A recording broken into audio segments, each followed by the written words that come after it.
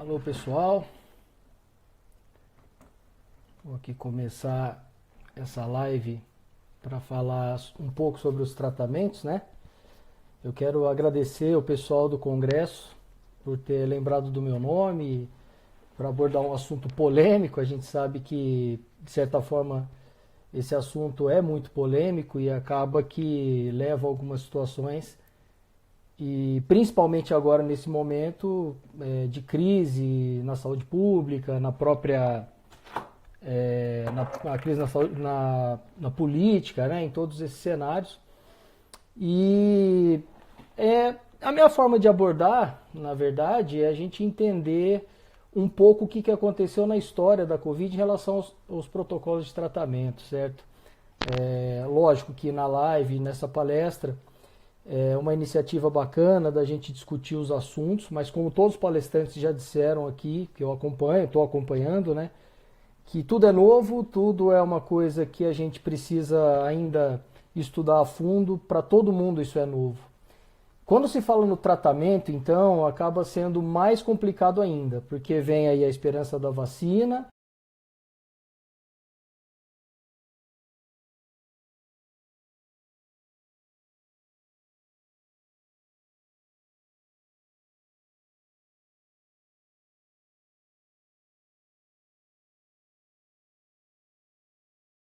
Um pouco de acordo com o que foi a história do coronavírus, do Covid, na verdade, do ponto de vista farmacológico, né?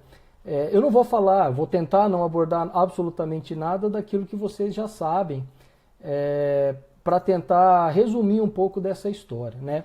Então, na verdade, assim, o que a gente entende no início, por que eu resolvi fazer uma cronologia, né? Porque a gente conhecendo por etapas fica mais fácil. O que aconteceu, o que descobriram, né? De repente surgiu a polêmica da cloroquina e da hidroxicloroquina com azitromicina, começaram a surgir coisas da ivermectina, a nitazoxanida, e aí vai virando, na verdade, uma bola de neve, porque a própria doença em si é uma bola de neve. Então, no primeiro momento, quando a gente começou a estudar a parte viral do negócio, a virologia propriamente dita, começaram a discutir que o SARS-CoV-2, que é o vírus que provoca a Covid-19, é um vírus envelopado. Então ele tem a tal das proteínas, né? É um corona mesmo, ele tem as proteínas, a mais conhecida foi a proteína S, a proteína Spike, que é a proteína que vai interagir lá com a tal da enzima conversora de angiotensina 2 das células, né? Que está muito distribuída no sistema respiratório, para poder adentrar e provocar a sua replicação viral, aumentando a carga viral, aquilo que a gente já conhece. E baseando nessas informações que a galera da terapêutica e do próprio diagnóstico, né, a gente fala aí da RT-PCR, dos testes laboratoriais remotos, das alterações laboratoriais que todo mundo já viu e conhece, e serão amplamente discutidos aí nas próximas palestras, que tudo foi feito em conjunto. Então, muita gente perguntou, mas por que hidroxicloroquina, ivermectina, nitazoxanida, né, começaram, azitromicina, uma coisa meio assim inconsistente aparentemente. Depois vieram ritonavir, favipiravir, umifenovir, um monte de antirretrovirais, corticoides. Qual foi a ideia disso tudo? Bom, a começar da hidroxicloroquina e a cloroquina mesmo, pelo custo, na verdade, o primeiro momento, o antimalárico que todo mundo já conhece, está muito polêmico aqui no Brasil por causa das discussões entre o Ministério da Saúde e a Presidência da República, né? E a gente sabe que nós temos alguns objetivos. Primeira informação é saber, nós já sabemos como é que o vírus entra na célula. Então a proteína Spike se conecta no receptor ACE2, né, ou enzima conversora de angiotensina do tipo 2, ele é um vírus então envelopado, ele forma um envelope, uma bolha, né, que vai fundir junto com a membrana citoplasmática da célula, entrar na célula, expor o seu RNA, usar o maquinário ribossômico ali do RNA mensageiro da própria célula para poder se replicar até explodir e liberar os seus virions para infectar outras células, né? Isso aí a gente sabe. Então, quando a gente vai estudar e entender um pouco disso, o princípio primário da terapêutica sempre é baseado nisso. Como é que acontece a doença? Ou seja, qual é o mecanismo fisiopatológico ou os mecanismos fisiopatológicos para que a gente possa intervir em algum momento, não só da replicação viral, mas da entrada do vírus, e para depois entender o que esse vírus desencadeia, e aí descobriram o processo inflamatório da pneumonite, né, da síndrome respiratória aguda severa, provocando o que os cientistas estão chamando de tempestade de citocinas. Acho que todo mundo já ouviu falar isso aqui, porque foi amplamente divulgado, né? E aí a gente começa a entender um pouco melhor a doença em dezembro, janeiro, não é isso? Então, no primeiro momento, a hidroxicloroquina e a cloroquina foram dois fármacos estudados para algumas atividades antivirais in vitro, que fique bem claro isso, esse é o grande problema hoje em dia. A gente precisa de clinical trials, a gente precisa sim da base teórica fundamentada dos estudos in vitro, dos estudos em animais, mas digamos assim, nesse momento que a teoria ela enfrenta a prática nas clinical trials. A gente precisa saber se reduz mortalidade, se reduz o número de internações, se reduz complicações. Isso demora e é difícil de se fazer, tá?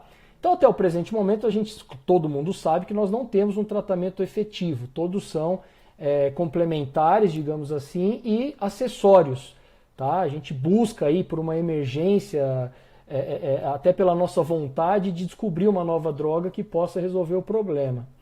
A hidroxicloroquina tinha demonstrado isso, que ela poderia interferir nessa proteína S do vírus, tá? Que é uma chave fechadura, né? Então poderia interferir na fechadura e na chave do vírus, fazendo com que ele não conseguisse interagir, né? Não conseguisse se ligar a essa proteína da célula. Um outro estudo mostrou que a partir do momento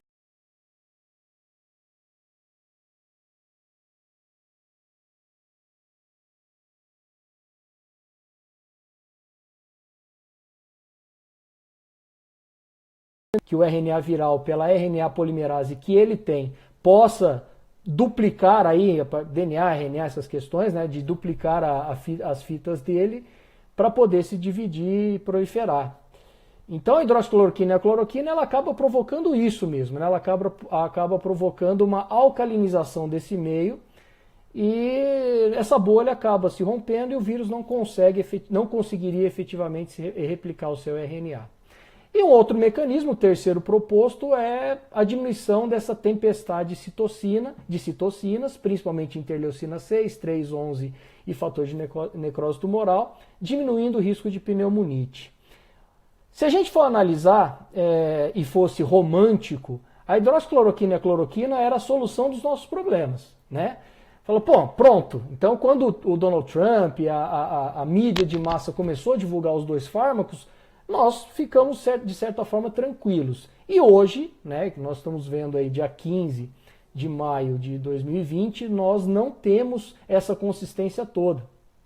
Então, a gente fica um pouco temerário e receoso quando a gente vai falar desse aspecto. Mas todos os outros fármacos que foram estudados, praticamente eles têm mais ou menos as mesmas propostas de mecanismos de ação farmacológicos.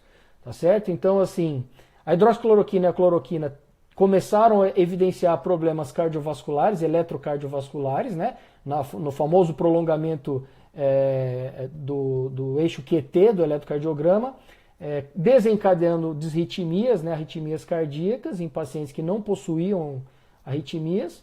E em pacientes que possuíam, começaram a provocar riscos de morte súbita, uma parada cardiocirculatória. Além de problemas oculares, perda de acuidade visual, ou até mesmo a cegueira, enfim, reações adversas já meio que conhecidas nos 60, 70 anos de cloroquina e hidroxicloroquina, como antimalárico e como imunomodulador no tratamento de lúpus e de algumas doenças autoimunes, né, doenças reumáticas. E aí, começamos aí. Porém, paralelamente, depois, foi muito bagunçado isso, mas no Brasil a gente divulgou depois a ivermectina, que fala assim, pô, a ivermectina é um antimalárico também extremamente barato, um custo relativamente baixo. E o que ela faz com o vírus? Por que isso é comum? Da mesma forma, tá? A ivermectina e a nitazoxanida, não sei se voltou aí. A ivermectina e a nitazoxanida, eles têm um mecanismo muito parecido. Tá? A nitazoxanida ela foi utilizada para algumas além das infecções parasitárias, ou digamos oportunistas de protozoários, foi muito utilizada no ebola, foi utilizado também em infecções intestinais com rotavírus, com norovírus, e acabando tendo respostas, né, terapêuticas extremamente espaçadas. Bom, acho que tá meio oscilando aí, qualquer coisa eu mudo de lugar aqui. Mas, de certa forma, o que aconteceu nesse princípio? Eles começaram a perceber que, in vitro, da mesma forma, o que acontece, qual é o mecanismo proposto da ivermectina e principalmente da nitazoxanida? É que, quando acontece uma infecção viral, o nosso sistema imune acaba liberando um monte de interferons. Esses interferons, eles são substâncias que acabam matando o vírus do sistema imunológico. Só que a infecção viral, de uma forma resumida, ela consegue enganar, disfarçar ali e não aumenta a concentração desses interferons. E outros estudos in vitro antigos, 2006, 2010 e 2011, perceberam que a nitazoxanida ela acaba aumentando a concentração desses interferons. E esses interferons, então, que indiretamente acabavam matando esses vírus. Tá? Essa é a proposta da nitazoxanida. Ao mesmo tempo, foram identificados também, além de aumentar os interferons, foi identificado que a nitazoxanida também é tóxica para o vírus, né? E acaba matando o vírus, dificultando a replicação do RNA viral. Então, de certa forma, a gente entra num cenário um pouco diferente. Né? Porém, mesma coisa, está sendo testado? Está sendo testado. A galera está começando a utilizar? Está utilizando. Né? Então essas coisas estão acontecendo ainda full time em tempo real, inclusive. E aí começaram a questionamentos, né, de mas reações adversas realmente são menores da nitazoxanida e da ivermectina quando comparadas com a cloroquina e hidroxicloroquina, né, reações adversas potencialmente perigosas e fatais praticamente, entre aspas, não existiriam aí com a nitazoxanida e com a ivermectina. O mecanismo indireto poderia, então, até impedir um pouco de que a mutação viral pudesse interferir nesse processo, a resistência viral, né? Porque o que acontece? Tomamos aí nitazoxanida, o nosso organismo começa a produzir interferons alfa, principalmente, numa concentração alta, esses interferons que vão lá matar o vírus. Então, teoricamente, eu não teria nenhuma relação direta da nitazoxanida com o vírus. Embora tenha os estudos mostrando que dificulta a replicação do RNA viral aí, da carga viral. Então, são os objetivos os mesmos, gente. O que a gente precisa entender é que os objetivos são os mesmos. É diminuir a carga viral, porque os estudos mostraram também que quando a gente consegue diminuir a carga viral ou zerar essa carga viral no organismo, o paciente se recupera e acaba ganhando uma imunidade temporária, que a gente não sabe ainda, o tal da positividade do IgG e tal, o IgA também, e aí mantendo essa memória imunológica com o IgG por algum tempo. Então a gente sabe que diminuir a carga viral é muito importante. Ao mesmo tempo entraram então os antivirais, tá certo? Hidroxicloroquina e cloroquina, com os 3 mecanismos propostos, interferir na proteína spike, não deixando a chave se ligar à fechadura para o vírus adentrar a célula, né? Alcalinizar no pH até 6,5, 7, porque esse pH alcalino dificulta a replicação viral. E, por fim, diminuir o processo inflamatório e as tempestades de citocinas inflamatórias, hidroxicloroquina e a cloroquina. Ivermectina e nitazoxanida, principalmente a nitazoxanida, então, aumenta a concentração de interferons para matar o vírus, resumidamente é assim. Também pode ser um pouco tóxico, né? Uma toxicidade aí que não se sabe como, mas dificulta a replicação do vírus, diminuindo a carga viral também, certo? Então, de certa forma, é um outro novo mecanismo. E aí começaram, então vamos usar os antirretrovirais. Começaram também, aqui no Brasil, inclusive, usar o oseltamivir, o famoso Tamiflu para H1N1. Falaram, peraí, mas qual é a semelhança dos dois, né? Se um é o inibidor da famosa neuraminidase.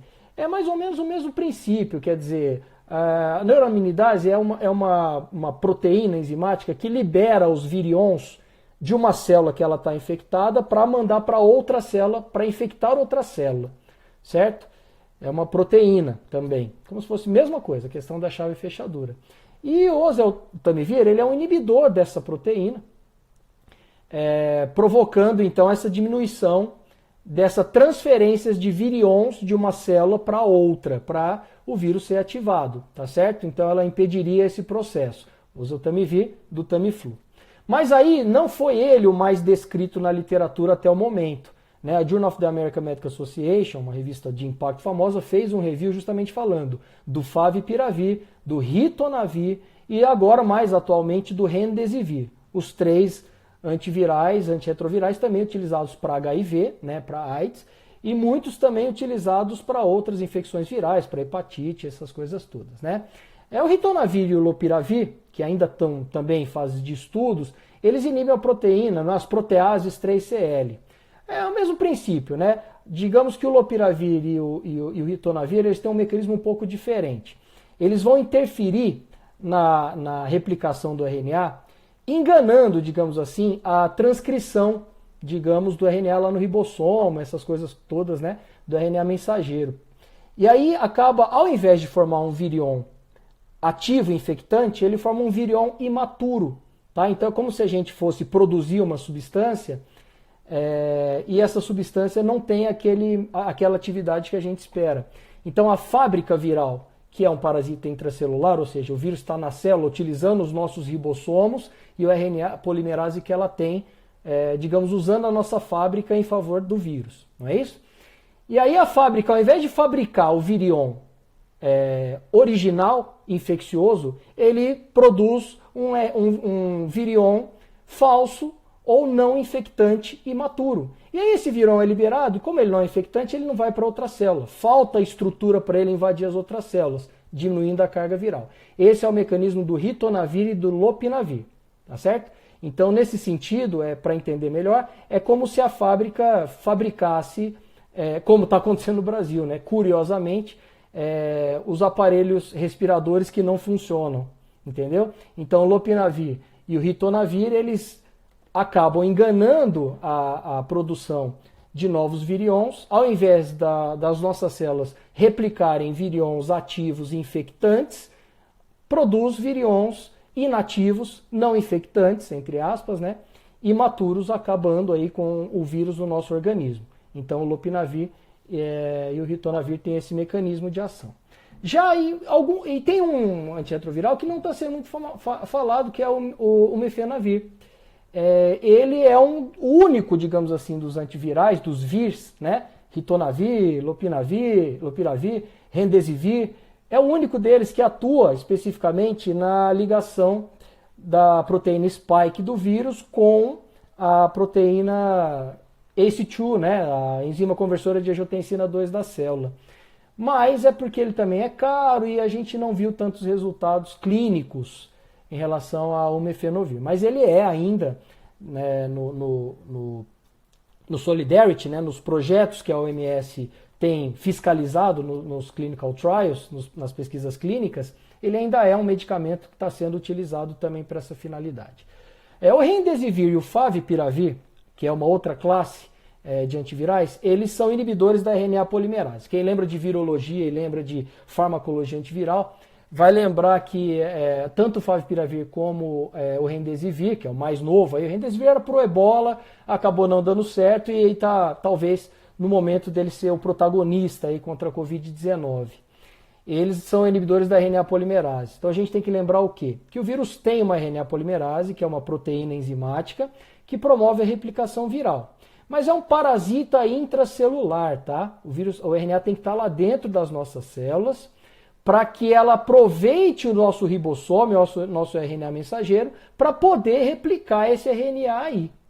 Então, o que acontece? O Remdesivir e o Favipiravir, eles chegam lá no citossol, inibem o RNA polimerase viral. Então, não tem como fazer a leitura, né, digamos, como se fosse uma máquina de escrever. O Remdesivir e o Favipiravir é como se não colocasse aí o papel na máquina de escrever. O que adianta eu ter uma máquina de escrever?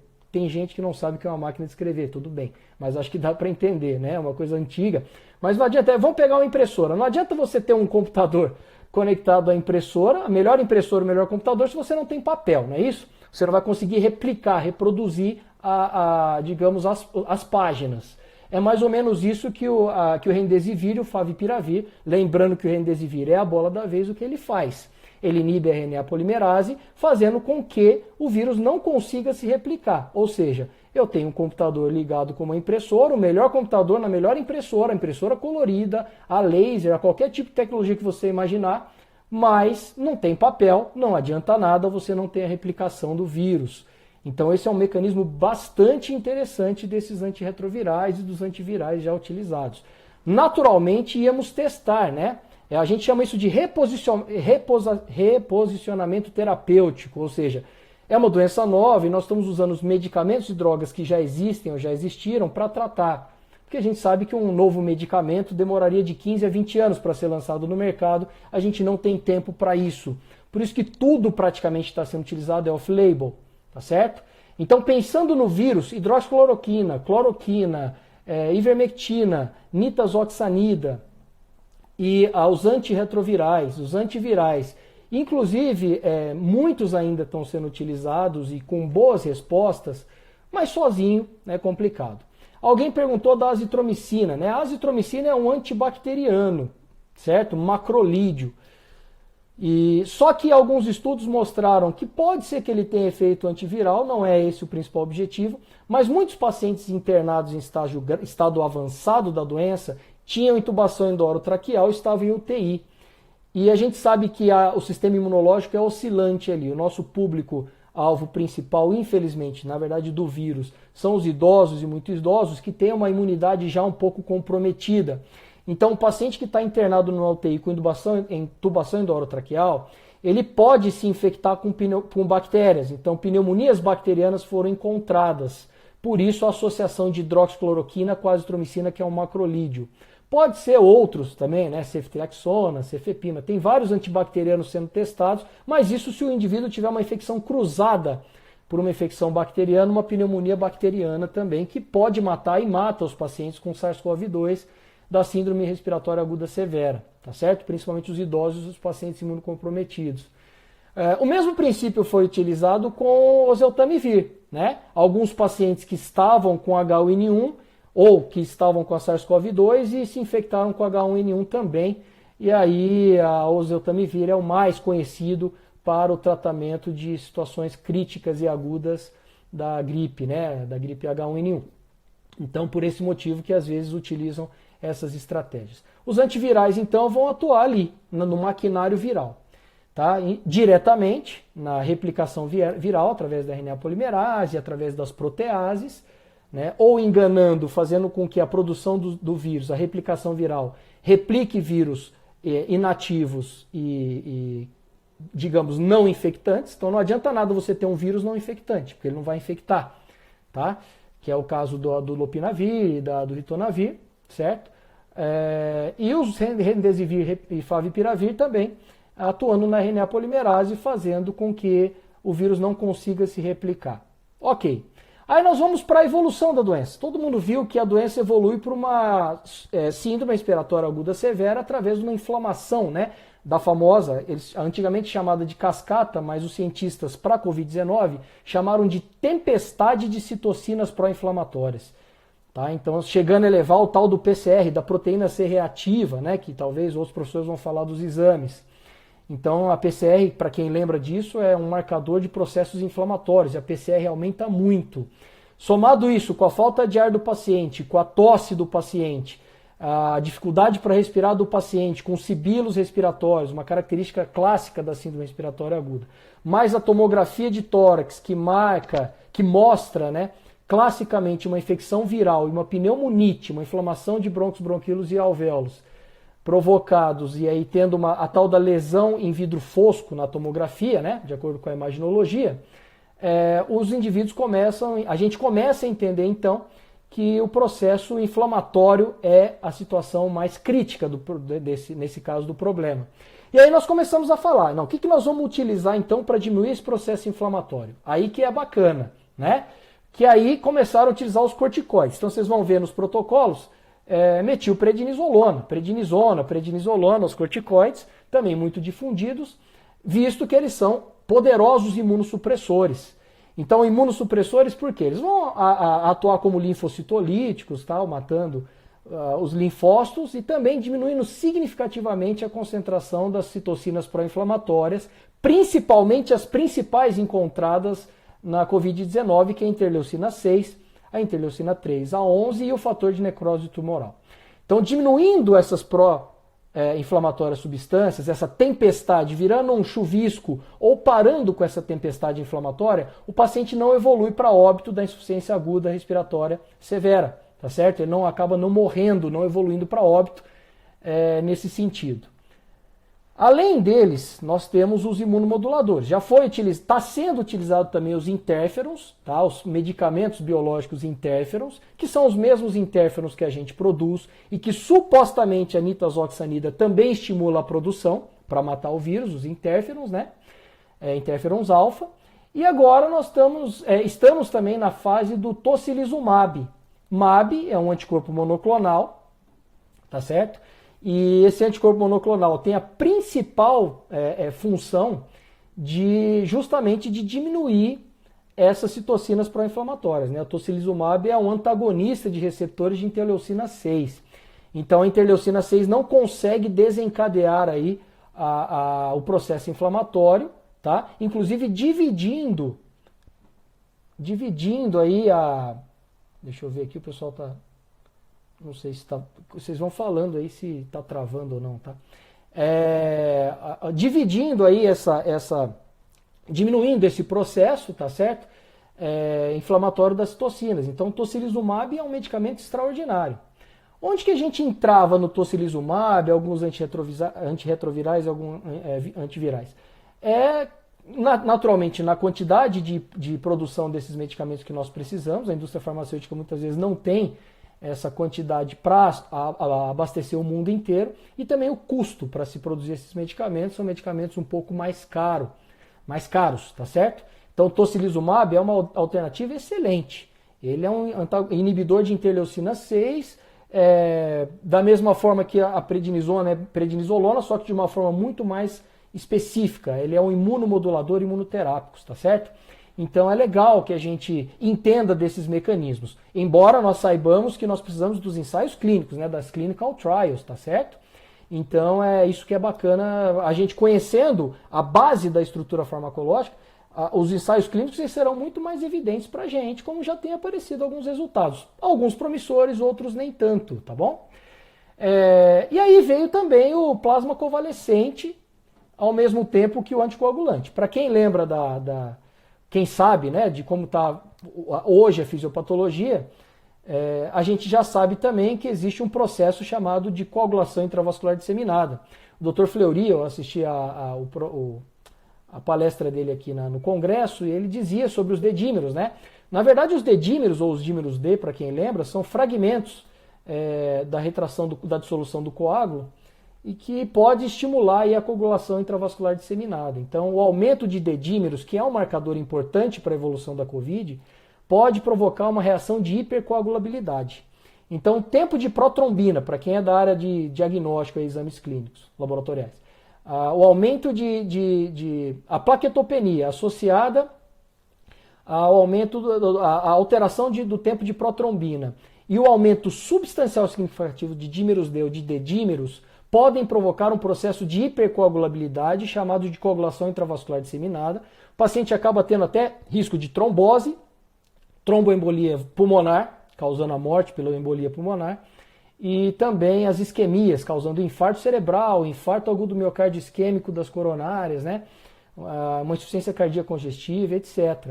Então a gente sabe que nesse sentido, os anticoagulantes, como a heparina, a enoxaparina, começaram a ser utilizadas nesses casos. Por isso que a gente tem que entender que é uma doença multifatorial que deve ser tratada caso a caso.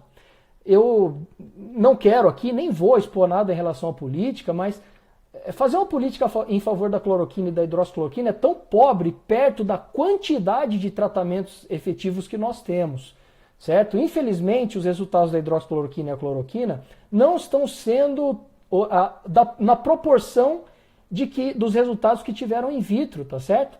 Então, a gente precisa entender que os medicamentos eles são associados. Então, nós temos que entender aí das reações adversas, temos que selecionar os pacientes adequadamente de quais realmente podem tomar. Falar, vai usar enoxaparina e heparina num paciente que está hipertenso, descompensado? Você mata ele. Tá? Então a gente precisa ter os critérios para o uso de qualquer medicamento, seja da ivermectina, da nitazoxanida, da hidroxicloroquina, da cloroquina, dos antirretrovirais, dos antivirais. A gente tem que ter um briefing, né, do perfil do paciente.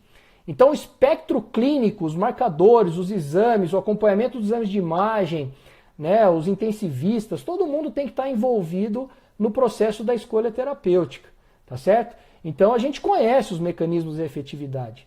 Agora, usar enoxaparina e heparina nos pacientes que têm CIVD, coagulação intravascular disseminada, ocasionada pela Covid-19, já causou alguns problemas graves também, até mortes por hemorragias.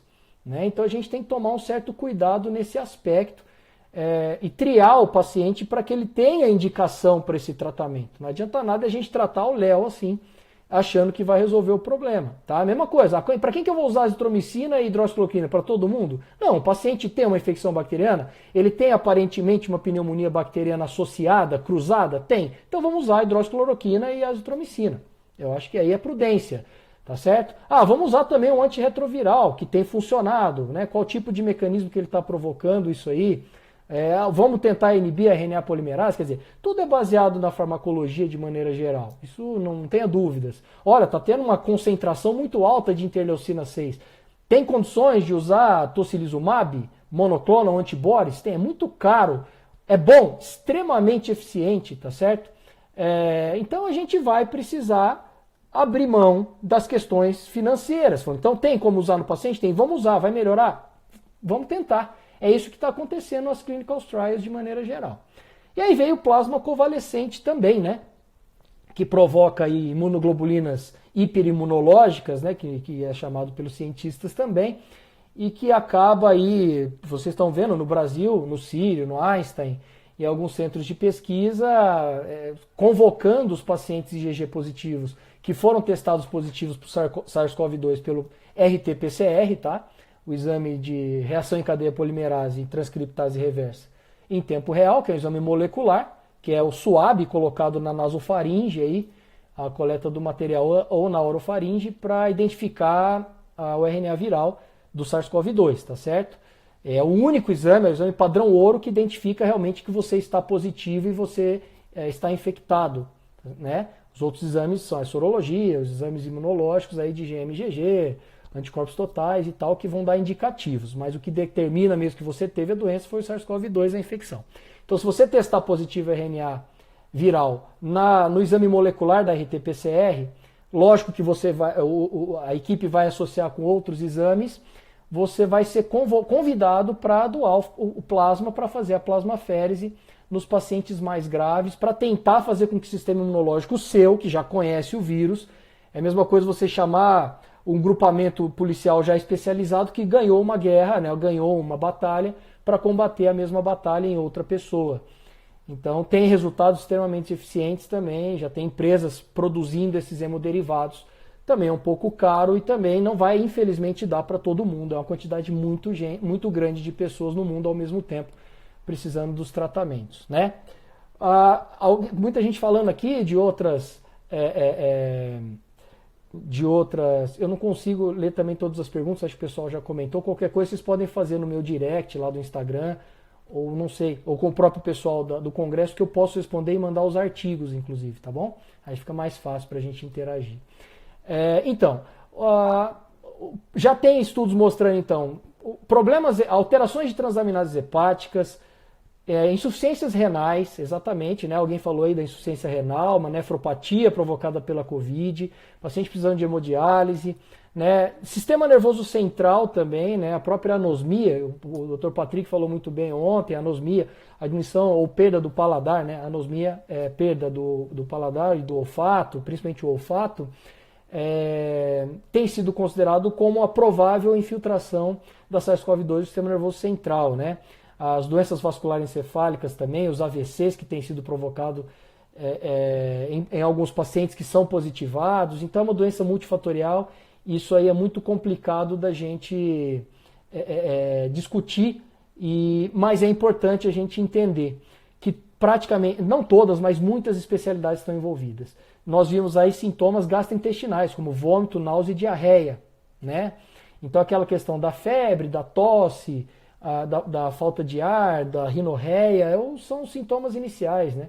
Tem pacientes que se apresentaram assintomáticos e acabaram morrendo de derrame cerebral, e quando foram testar, o cara tinha SARS-CoV-2 positivo. Se foi isso que provocou, a gente não sabe ainda, tá certo? E, paralelamente, surgiram as alternativas aí dos antioxidantes, dos micronutrientes e probióticos, né? Que são levadas em consideração também. Aí nós temos magnésio, vitamina A, vitamina C, vitamina D, cobre, agora o zinco, selênio, riboflavina, muitas substâncias. A curcumina também, né, utilizado aí como o resveratrol. Então, assim, piperina, ozonioterapia, tem muita coisa, né? Zinco com vitamina D, exatamente. Mas essas substâncias ou são antioxidantes, embora existam alguns estudos também, né? Que como o vírus atua no mecanismo oxidativo, a utilização de antioxidantes são importantes realmente utilizar. A gente tem que entender que a própria Associação Brasileira de Nutrologia deixa bem claro. Não adianta agora que aconteceu a pandemia se entupir de zinco, encher o rabo de vitamina D, né? Porque não são para todos os pacientes. Em que pacientes que foram estudados? São pacientes que são idosos, né? Com mais de 60, 70 anos, que são hipovitaminosos. Então os caras têm realmente uma vitamina D baixa, uma vitamina C baixa, vitamina A. Sim, nesses pacientes é interessante você fazer uma reposição vitamínica. Isso é óbvio, natural. Né? Substâncias do magnésio, próprio selênio, curcumina, tudo é bem útil nesse momento, desde que a gente tenha uma prescrição, uma indicação consciente, baseada em ciência e literatura, né? Então, naturalmente, nós temos que parar um pouco com o discurso raso no Brasil, pelos profissionais de saúde também, tal, com relação a um ou outro medicamento que vai salvar o mundo. Isso, infelizmente, não vai acontecer, gente. Quem é que não queria, né? Qual indústria farmacêutica que não queria, qual governo que não queria, qual país que não quer, né, descobrir um medicamento que possa curar. Então, assim, o desespero que a gente tem do ponto de vista farmacológico de descobrir um milagre é muito mais emocional que racional, e a gente tem que trabalhar com a racionalidade. Poxa vida, eu tenho pais que são do grupo de risco, eu estou literalmente na mão, né, com medo o profissional de saúde, todo mundo sabe, a gente fala, não, isolamento vertical, tal, tratamento, a gente não tem. Certo? É claro, se você tem um paciente que o cara está com vitamina D baixa, ele está com Covid, vamos colocar nele vitamina D, vamos colocar curcumina. O cara não pode usar hidroxicloroquina porque ele tem já arritmia cardíaca, a chance dele ter uma parada cardiocirculatória é maior do que ele morrer pelo Covid-19. Fala, então qual é a alternativa que a gente tem? Vamos usar a ivermectina. Vamos usar sim a nitazoxanida, por que não? Né? Digamos, entre a nitazoxanida e a ivermectina, a nitazoxanida mostrou o aumento do interferon. O interferon vai matar o vírus? Ninguém sabe. Nem eu, nem vocês, nem os próprios cientistas que lidam diuturnamente com a nitazoxanida. Essas pesquisas estão em franco andamento, né? A gente, pela primeira vez na nossa geração, nós temos uma coisa emergencial em que nós estamos vivendo tudo em tempo real, né? Então, hoje mesmo já saiu de novo um trabalho sobre o remdesivir, sobre a ivermectina. Ontem saiu outra sobre a cloroquina e hidroxicloroquina. E nesse meio tempo a crise política paralelamente divulga o nome dessas substâncias. A Anvisa tem que restringir para retenção de receituário. Então, assim, temos que ter uma certa prudência nesse sentido, né? Então, o que a gente tem hoje? Praticamente, se a gente for observar, todos os medicamentos, se todos pudessem ser usados, fala assim, Rodrigo, vamos pegar todos eles e chuchar no paciente para ver no que dá, porque a cura está descoberta, mesmo que sejam com 10 medicamentos ao mesmo tempo. E os estudos estão mostrando que não é assim, né? O vírus é novo, o que ele provoca é uma coisa nova. Olha quanto tempo a anosmia começou a aparecer e quanto tempo demorou para entender que é do sistema nervoso central. Aí você fala, a vacina, então quem é IgG positivo é imune, vamos fazer a imunidade em massa aí que todo mundo quer e tal, fazer os testes, quem é IgG não pega nunca mais. Ninguém sabe, a gente sabe que tem algumas infecções virais que o cara positiva para IgG para ela e que ela dura 6 meses, depois o cara pode ficar exposto de novo. Ora, a doença tem 5 meses, tá certo? Então a gente está assim, num momento bastante crítico. Não sendo terrorista, a gente tem que ser realista, né? Eu vejo muita gente falar assim, a imprensa está endemonizando demais a doença, endemonizando os medicamentos. Gente, nós temos que ser realistas, as pessoas estão morrendo, os caras estão com crise na saúde pública, colapsando alguns estados, né? Se vai ser no Brasil inteiro ou não, a gente não sabe, a economia está ferrada, a gente também sabe, isso a gente sabe, né? E é difícil tomar decisão enquanto dois lados estão certos e a gente não tem uma coisa certeira para conseguir ter essa flexibilidade, né? Então, já estudos mostrando, alguém falou da síndrome de Kawasaki, então, assim, doenças autoimunes, né? O Dr. Fleury mesmo falou que não tinha visto nada, já tem casos de pacientes jovens, inclusive, morrendo porque tem doenças autoimunes. A obesidade, né, também é um fator de risco extremamente importante, cada vez mais, não só o diabetes. Então, observem, existe o lado romântico da farmacologia. E nesse ponto eu acho legal que a farmacologia apareceu para o mundo e a galera começou a valorizar, né, a ciência, pelo menos dentro das limitações que a gente tem, de que a farmacologia ajuda e resolve muitos problemas. Mas existem os dois lados, existem os estudos in vitro da esperança, dos estudos in vivo, e agora que nós estamos vendo uma doença nova. Certo? Quer dizer, então, praticamente todos os mecanismos, quase todos, digamos assim, todos é muito, né? Quase todos os mecanismos da infecção viral, né? A partir do momento que você teve o contato com o vírus, que ele vai entrar na sua célula, já identificamos a chave que ele tem e a fechadura que nós temos, tá certo? Para provocar a adsorção viral, ou seja, para o vírus entrar. Nós já temos esse segredo, isso é ótimo para a criação de vacina, essas coisas, proteína spike, tarará. Nós já sabemos que o meio que ele usa no citossol é ácido. Alguns medicamentos alcalinizam esse meio, teoricamente, dificulta a replicação viral. Beleza, a gente já sabe isso. A hidroxicloroquina e cloroquina aí também de novo, né? A gente já sabe que a maioria dos pacientes que evoluem para óbito e pioram, a tempestade de citocinas pró-inflamatórias. Nós temos aí então corticoides para diminuir, nós temos os interferons alfa para diminuir, nós temos a própria nitazoxanida que teoricamente estimula os interferons para destruir o vírus, nós temos, e para diminuir o processo de inflamação e carga viral, nós temos o tocilizumab que diminui significativamente a interleucina 6, que é a principal interleucina das citocinas pró-inflamatórias encontradas. Nós temos aí o quê? Os antirretrovirais que interferem nas proteases e começa a replicar um monte de vírus não infectantes e vírus falsos, digamos assim, que não tem nenhum tipo de atividade infectante, então eles acabam não tendo nenhum sentido de existir, diminuindo a carga viral infectante, né? Nós temos aí, que mais? Os inibidores da neuroanimidase também, nós temos o remdesivir diminuindo a RNA polimerase, diminuindo a replicação viral, dexametasona pode ser uma escolha, mas os estudos com a prednisona, prednisona, metilprednisona e a prednisolona, né? Dos corticoides, né, para reduzir o processo inflamatório, o tocilizumab, que é maravilhoso, que a gente viu, o plasma convalescente, que você vai pegar um sistema imune de um paciente já curado, ou seja, o exército que já conhece e já sabe combater, e transferir para uma outra pessoa para matar o vírus, e nós temos os antioxidantes, os probióticos e os fitoterápicos, a homeopatia também. Ou seja, se a gente for pensar assim, nós estamos salvos. Tá?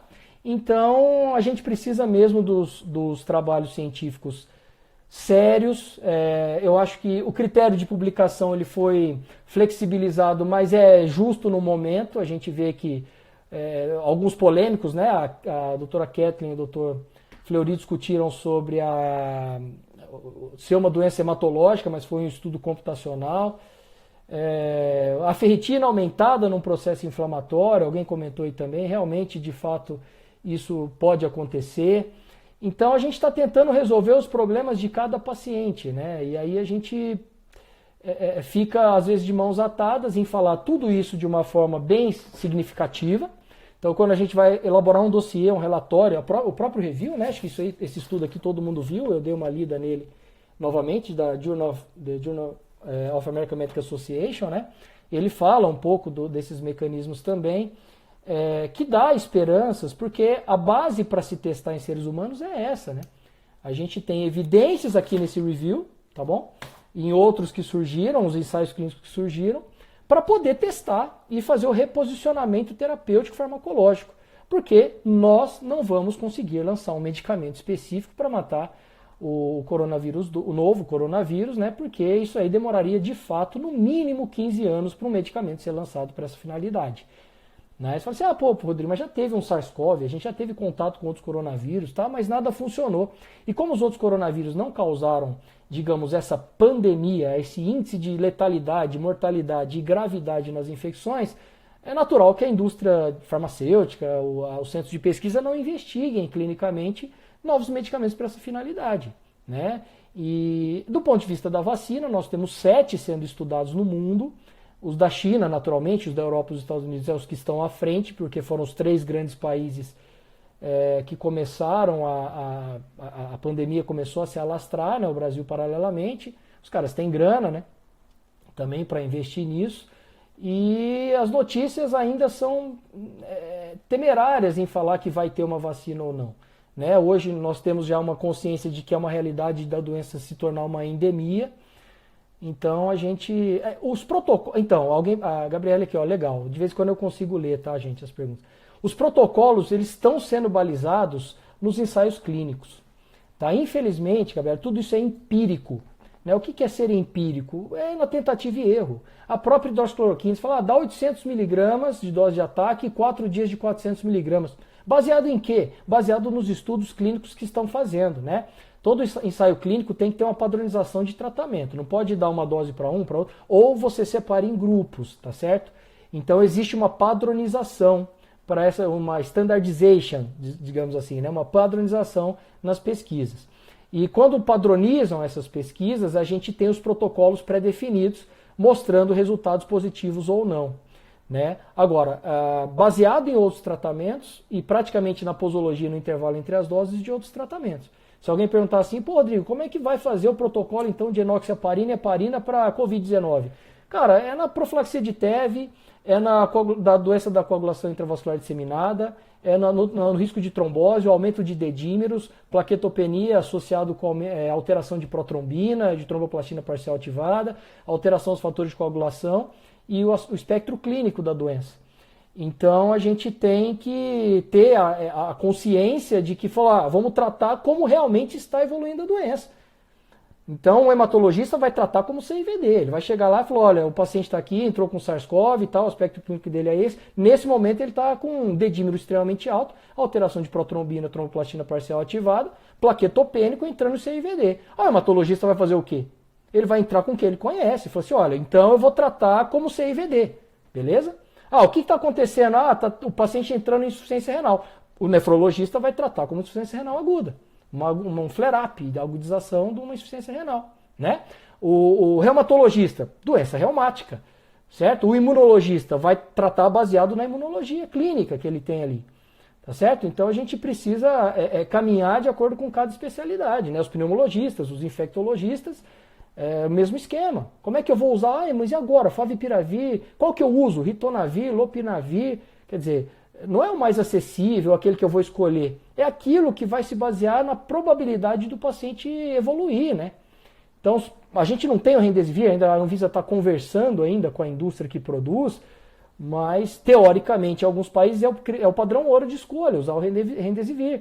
Ele demonstrou melhor que o Favipiravir, que o oseltamivir, com o mefenovir, que o lopinavir, que o ritonavir, que os outros vírus da vida aí, né? Não que os outros não sejam eficientes. Rodrigo, mas não tenho, mas eu tenho ritonavir, lopinavir para HIV? Tem, então vamos usar. O infectologista vai fazer isso. E depois vai ficar testando carga viral, vai ficar testando, vai avaliar hemograma, proteína C reativa, tomografia, enfim.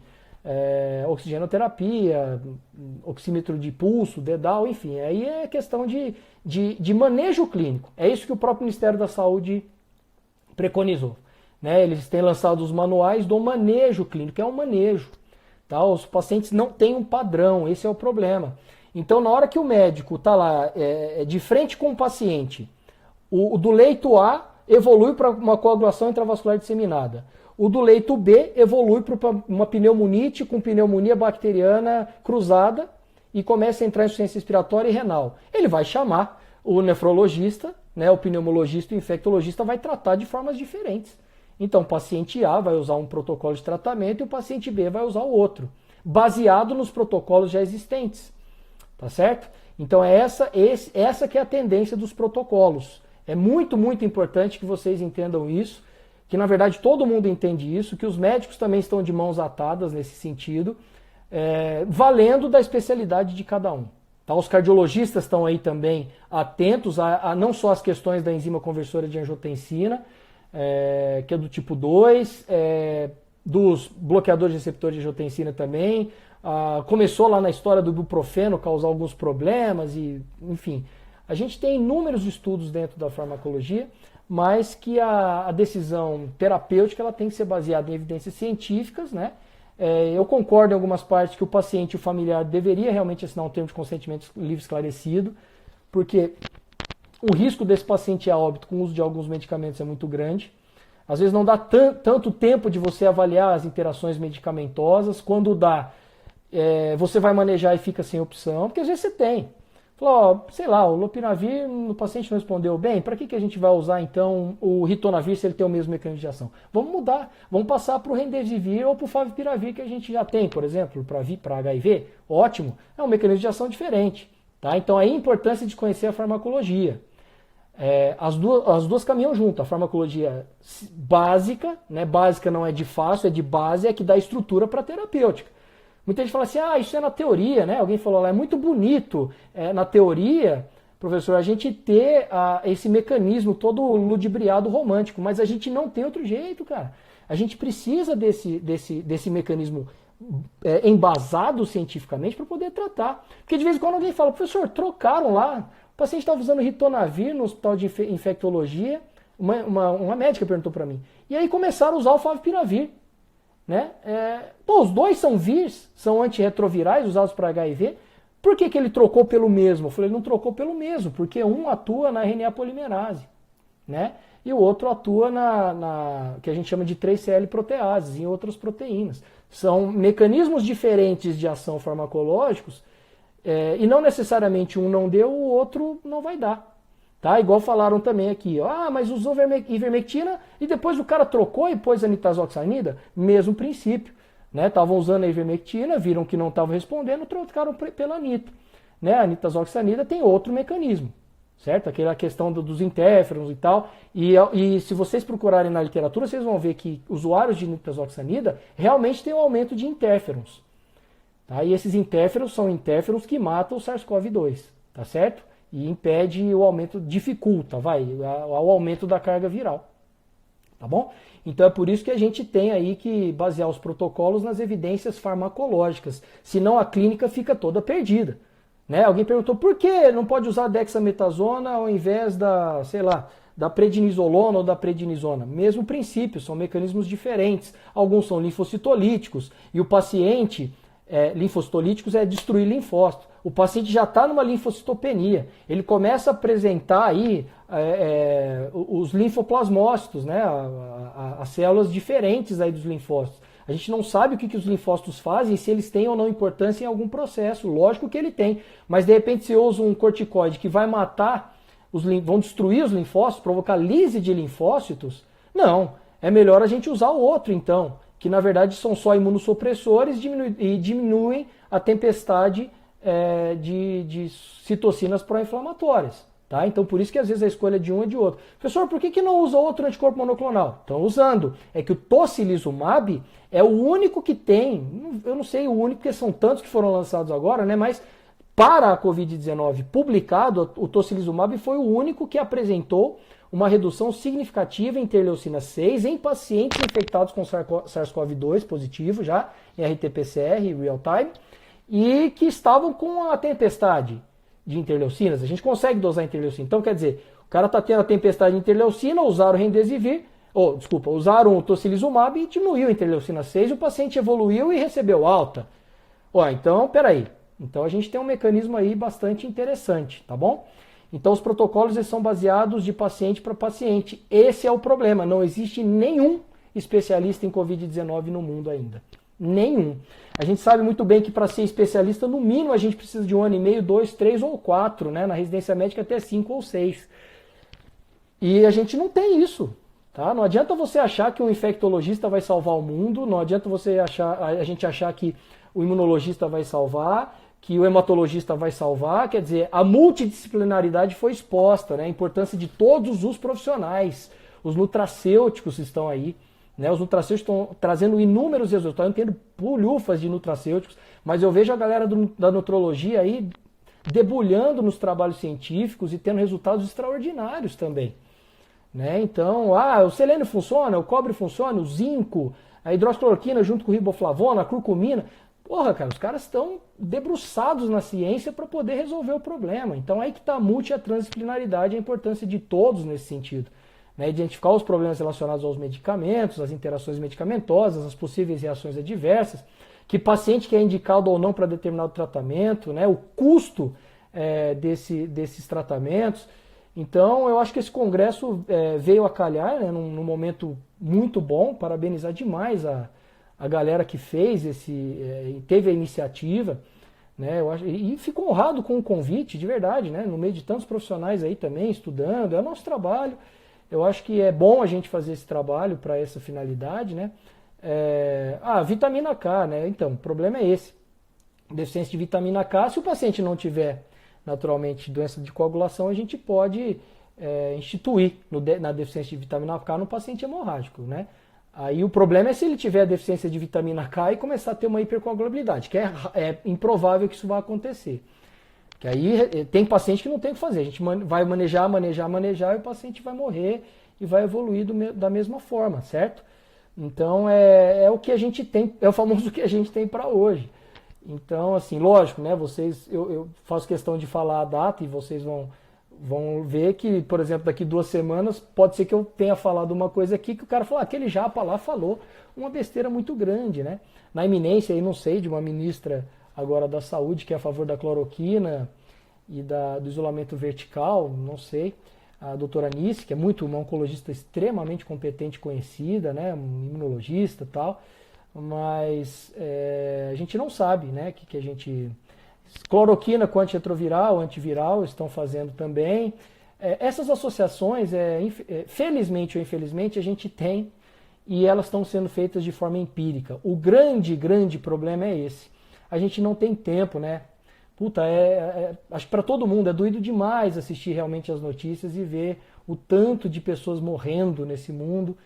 E falar, porra, a gente tem fármacos para resolver esse problema e, olha, não tem tanto, mas a gente está tentando realmente fazer com que essas coisas melhorem, tá? Então, eu venho aqui agradecer, nós estamos no final aí para eu não sei nem se tem outra palestra, acho que não tem, né? Mas o tempo de palestra que foi me dado é de 1 hora, tá? Do fundo do meu coração, eu agradeço demais o convite, eu fico feliz. Eu faço o meu trabalho com muita dedicação e esforço, aquilo que eu dediquei que seja da minha missão. Sigo um monte de professores que são amigos, colegas que eu gostaria que estivesse aqui debatendo comigo, com maior expertise que eu nessa área. E eu fico envaidecido mesmo pelo convite, Paulo e todo mundo da organização do Congresso. Tá? Eu agradeço. Eu estou à disposição para dúvidas e quem quiser os artigos pode me adicionar aí no Instagram. Eu não sou influenciador digital, blogueiro, estou longe disso. Eu quero continuar realizando o meu trabalho e contando com vocês, profissionais, que ajudam ao sistema de saúde tão massacrado pela sociedade, mas agora tão valorizado, que a gente consiga resolver os problemas do nosso país, né? E qualquer dúvida que vocês tiverem, podem chamar no direct ali, ou pegar o contato com o pessoal do Congresso, ou no próprio link do Congresso, eu não sei como vai ser isso, para esclarecer as dúvidas de vocês. Com o maior prazer, mandar os trabalhos, aquilo que a gente tem e outros eventuais debates, tá?